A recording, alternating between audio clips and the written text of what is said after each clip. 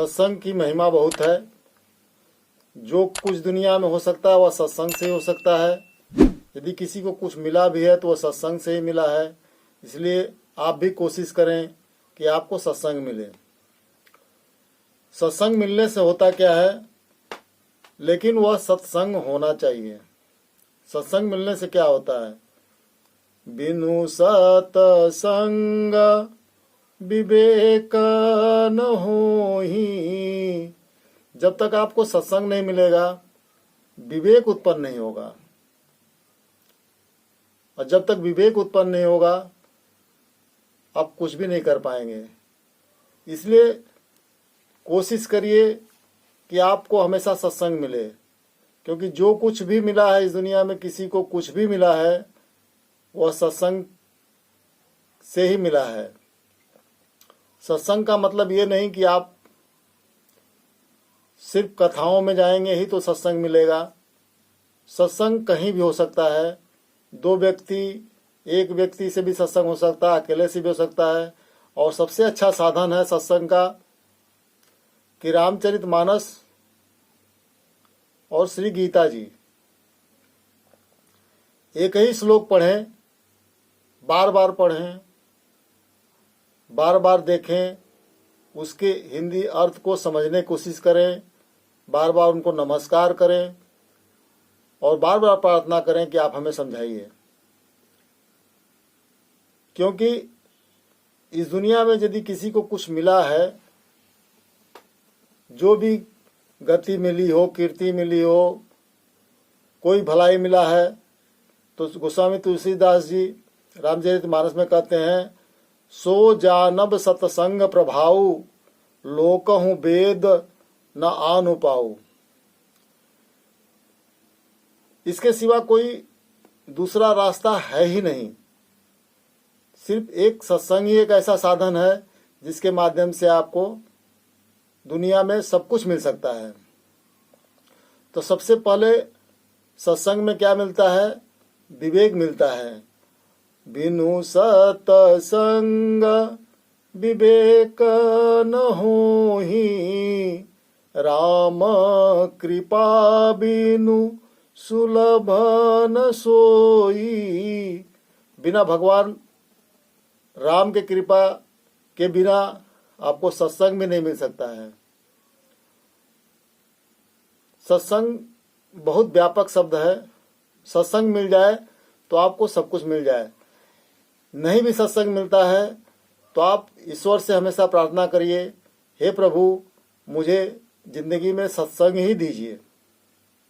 क्योंकि सत्संग आपको मिल जाए तो आपको सब कुछ मिल जाता है। सतसंगत मुद मंगल मूला। आनंद और कल्याण का जड़ सत्संग है। सोई फल सिद्धि सब साधन फूला। गोस्वामी तुलसीदास जी कहते हैं कि सत्संग ही एक सिद्धि है और जितने भी साधन है सब फूल हैं। फूल का मतलब कि झड़ जाएंगे, लेकिन सत्संग एक ऐसी व्यवस्था है, यदि आपको मिल गया तो आपकी जिंदगी को बदल देगा। आपकी जिंदगी में आनंद भर देगा। वह कल्याण और आनंद का जड़ होता है। इसलिए आप भी सत्संग लें और अपने परिवार के सभी लोगों को ये बताएं कि वह सत्संग में ही चले। यदि आपको यह उपलब्ध सत्संग नहीं हो पाता है तो चैनल को लाइक सब्सक्राइब कर लीजिए। आगे आपको बताएंगे कि आप घर बैठे सत्संग कैसे अकेले कर सकते हैं। और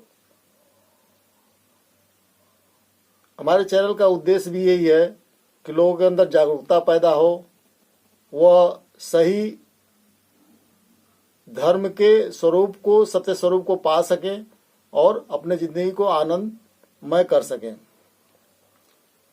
तो आगे आपको बताएंगे कि आप अपने घर पे सत्संग कैसे कर पाएंगे यदि आपको सत्संग नहीं मिलता है तो।